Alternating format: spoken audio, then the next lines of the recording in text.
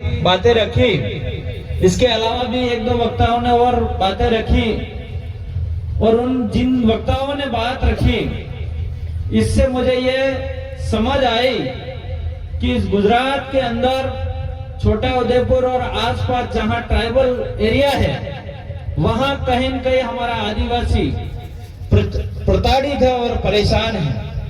परेशान इस चीज के लिए है, इस बात के लिए है कि जमीन को लेके ये आज इस गुजरात के अंदर, छोटे उदयपुर के अंदर ही नहीं, पूरे देश के अंदर हमारे आदिवासी कहीं न कहीं परेशान है।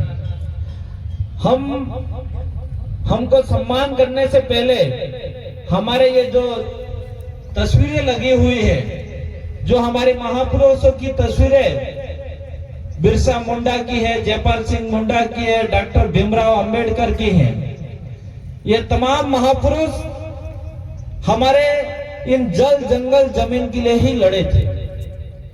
और आज बिरसा मुंडा का इतिहास उठा के देखे हम लोग, जिस जमीन की बात करते हैं हम लोग कि ये जमीन हमारी है और हमारी सरकार हमसे छीन रही है, ये जमीन का अगर अधिकार भी मिला है तो ये बिरसा मुंडा की देन है। जो बिरसा मुंडा जो हमारे आदिवासियों के लिए लड़ा, तब जाके आदिवासियों का कानून बना था और आदिवासियों की जो जमीन है वो हमारे नाम से हो रही है। इसलिए साथियों, आज की तारीख में ये महापुरुष तो लड़े हमारे लिए, और जो जमीन पे हक अधिकार हमारे समाज को मिलना चाहिए था और जो कानून बनना था वो तो बना के चले गए, लेकिन आज स्थिति ये है कि हमारा समाज हमारे इन कानूनों से भी हमारी जमीन नहीं बचा पा रहा। वो सबसे बड़ी दुख का विषय है।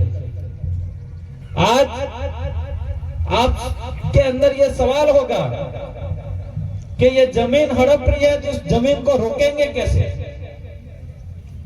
ये आपकी जमीन कोई आपका भाई नहीं ले रहा है खेत के अंदर, नहीं आपका गांव का कोई व्यक्ति ले रहा है। अगर कोई भाई और काको और ले लेता तो तमें लई पौड़ो ने गेदिन हम आत्मा लड़ाई जाता, लड़ाता नहीं लड़ता, एक हेड़ा बल्ला लड़ाई जाता।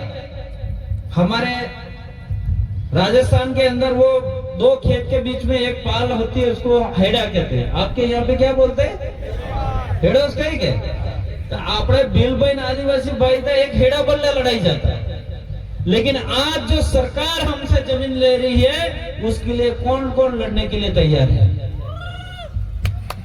सब लड़ने के लिए तैयार हो, लेकिन इस छोटा उदयपुर के अंदर इतने ही आदिवासी भाई नहीं होंगे, बहुत सारे आदिवासी ऐसे होंगे जो आज भी कहीं मजदूरी करने के लिए गए होंगे, आज भी कहीं खेतीबाड़ी करते होंगे, आज भी कहीं मेहमानगिरी कर रहे होंगे। यहाँ पे सब आदिवासी नहीं आए हैं, यहाँ पे सिर्फ 10-15% आदिवासी आए होंगे। ये पूरा ट्राइबल क्षेत्र है।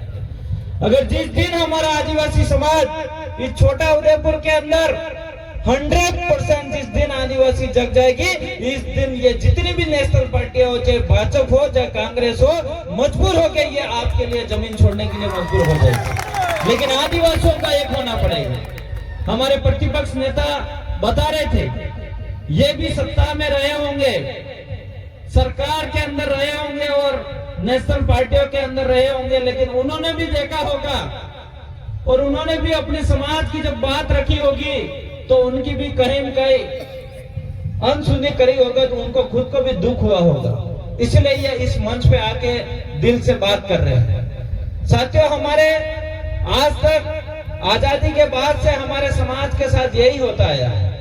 हम लोगों ने जो एक सरकार के अंदर सरकार के हिस्सा रहता है और सरकार के अंदर जाके बात करने वाला जो व्यक्ति होता है, हम विधायक है और यहाँ पे धारा सभ्य बोलते हैं। जो सरकार के अंदर कानून क्या बनता है, जो बिल पास हुआ यूं कहते हैं, तो बिल पास होता है, वो कानून पास होता है। इसके अंदर कौन आवाज उठाएगा? उसके अंदर आवाज उठाने वाले आपका धारा सभ्य की जरूरत है।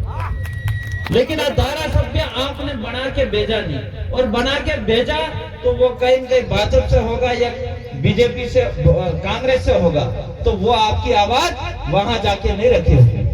आपके क्षेत्र में आया होगा, वोट लिया होगा, गुमराह किया होगा आपको, और फिर वोट लेके जीत भी गया होगा, लेकिन वापस दोबारा आपके एरिया में नहीं आया होगा और नहीं आपकी आवाज इस गांव से आवाज राजस्थान की गांधीनगर में जाके विधानसभा में नहीं रही थी। ये बात हम लोगों को समझने की जरूरत है। हमारा नेता ऐसा होना चाहिए जो आपकी यहाँ की आवाज, जो सुख दुख की आवाज, यहाँ की आवाज इस गुजरात के अंदर गांधीनगर के अंदर विधानसभा वहां पर जाके बोले और वहां की हमारी आवाज वहां जाके बुलंद हो, ऐसा नेता की जरूरत है। लेकिन आज तक करा क्या साथियों? इसके पीछे कमजोरी भी बहुत सारी है। मैं किसी को बुरा नहीं लगे, लेकिन वहां पे माला पहनाने के लिए गए थे हम बिरसा मुंडा की।